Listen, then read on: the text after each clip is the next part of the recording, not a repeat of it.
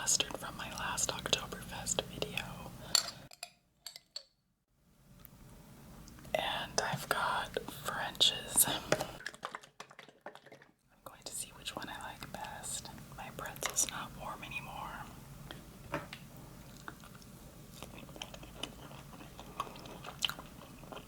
But it's still good.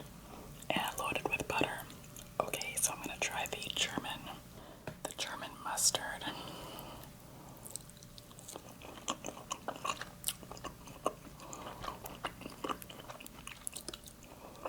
It's good. I'm gonna try the beer.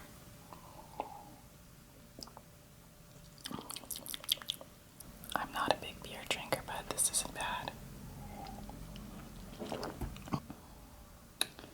Oktoberfest Marzen.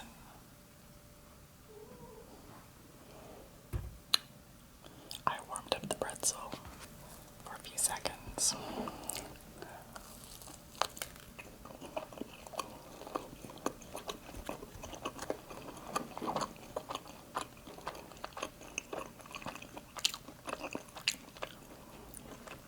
I prefer French's mustard.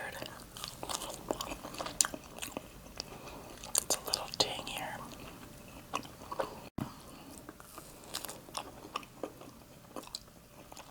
Actually, that one's good too.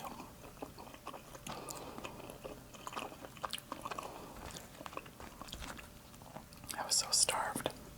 I waited and waited to make this video.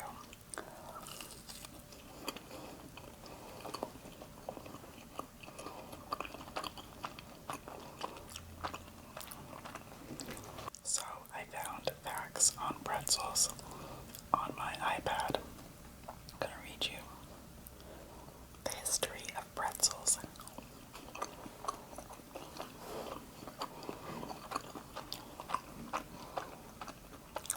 This tray is coming in handy, I'll tell you that. Okay. So, though the origins of the pretzel remain mysterious, legend has it that the story began around AD 610, when Italian monks presented their young students with treats of baked dough twisted in the shape of crossed arms. At the time, crossing one's arms was the traditional posture for prayer. As the custom spread through medieval Europe, the pretzel's three holes came to represent the Holy Trinity, Father, Son, and Holy Spirit. This is a legend, okay? I don't know if this is true. And the twisty baked good became associated with good luck, long life, and prosperity.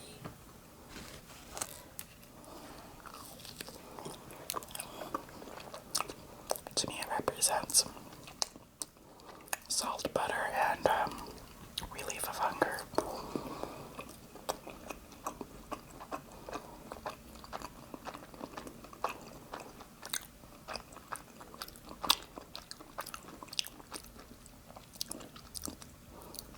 Okay, I'm not promoting religion or anything, I'm just reading what this says.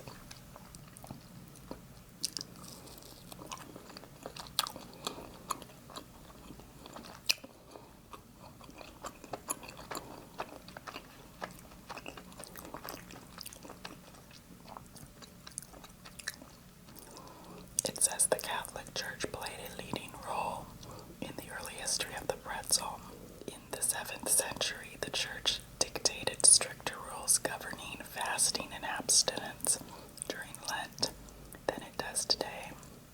Pretzels made of a simple mixture of water, flour, and salt were an ideal food to consume during Lent, when all types of meat, dairy, and eggs were prohibited.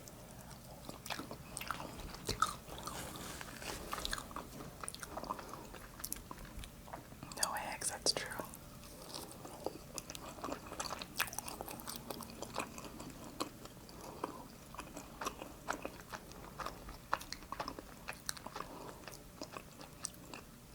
So pretzels are vegan.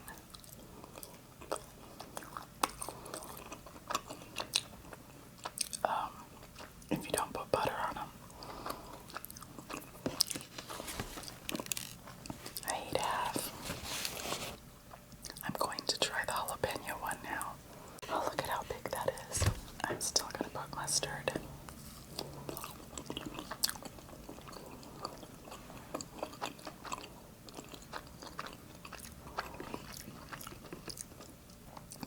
It's good.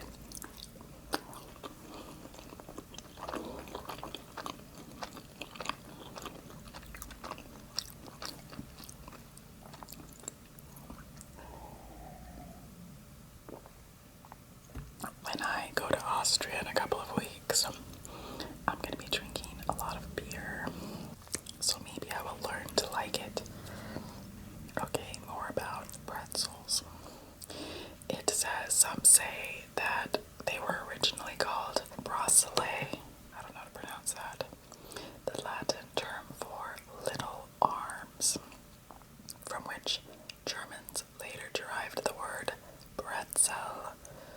According to others, the earliest pretzels were dubbed Pretiolas, meaning little rewards, and handed out by the monks when their young pupils recited their prayers correctly.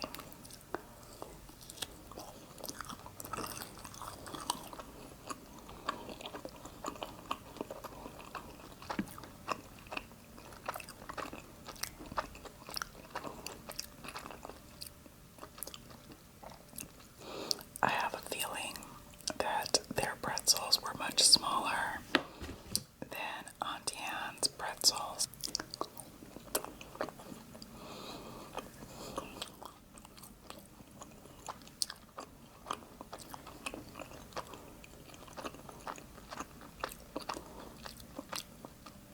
It says that the popularity of the twisty treats spread across Europe during the Middle Ages.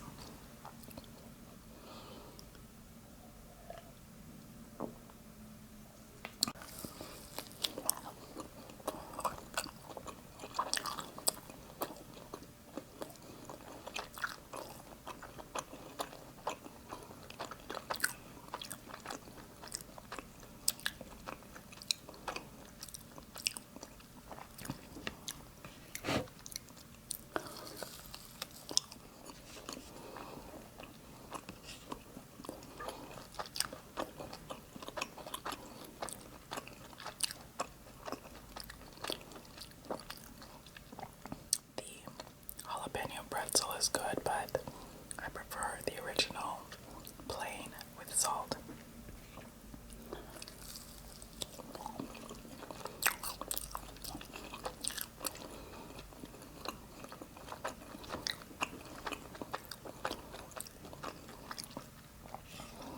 And Auntie Anne's also offers sweet pretzels with cinnamon and another with almonds, and I don't know what else. I think a glaze on top. And right now they have pumpkin, cinnamon pumpkin for the autumn season.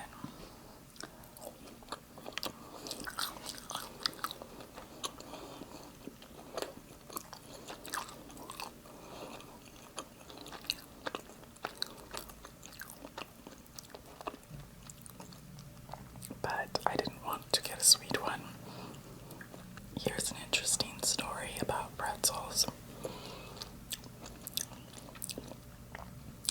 Pretzels, or those who made them, took a particularly dramatic turn in the spotlight in 1510 when Ottoman Turks attempted to invade Vienna, Austria, by digging tunnels underneath the city's walls.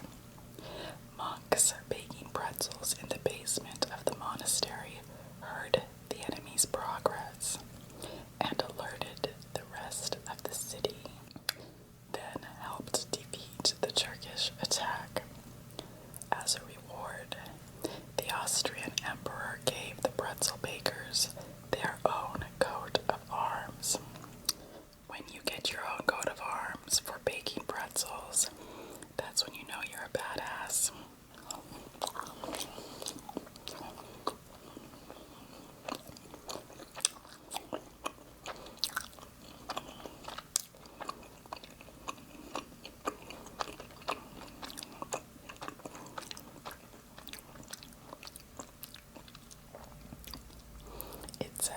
17th century, the interlocking loops of the pretzel had come to symbolize undying love.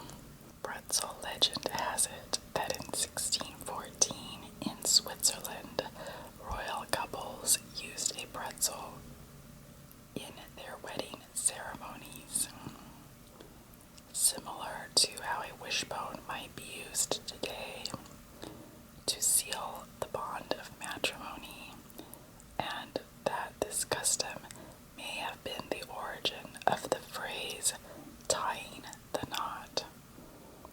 I certainly enjoy them. I don't care what they symbolize.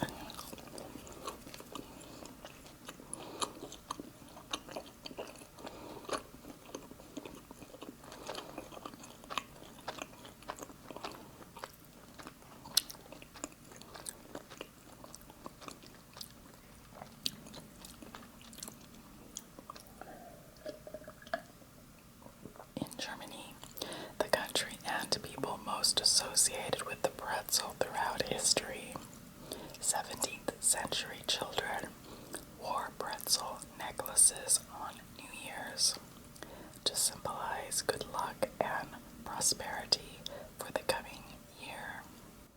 Pretzels are very popular in the United States as well, on the East Coast. When I went to Pennsylvania last year, there was an Auntie Anne's pretzel bakery, what do you call them, in the baggage claim area of the airport. I thought that was really strange.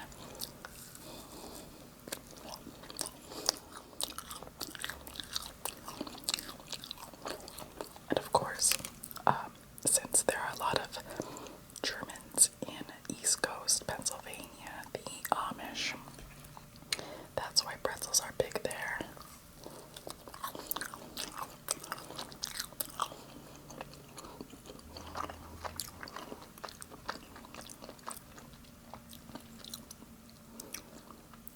Yeah.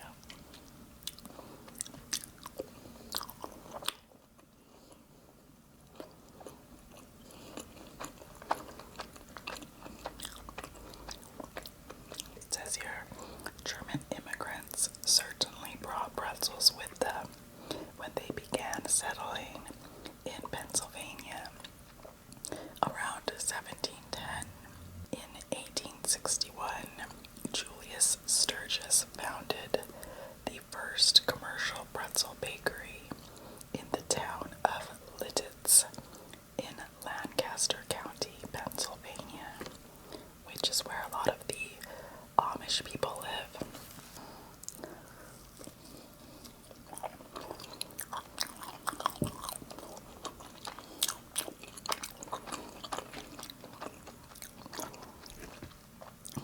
People call them Pennsylvania Dutch, but it's actually Pennsylvania Deutsch.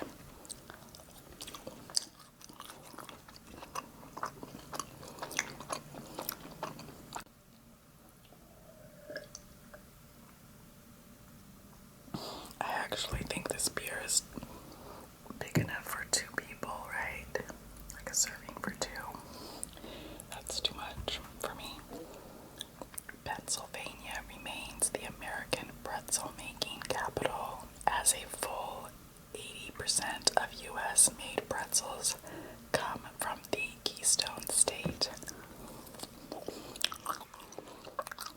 I believe it, especially when you have pretzels for sale in the baggage claim at the airport. That says something, right?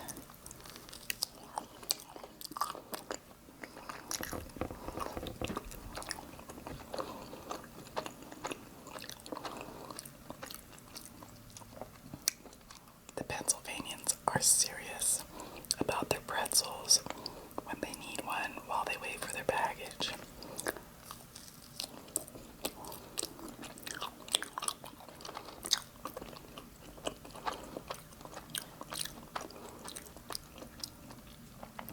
I got this pretzel history information from the History Channel website, if anyone's interested.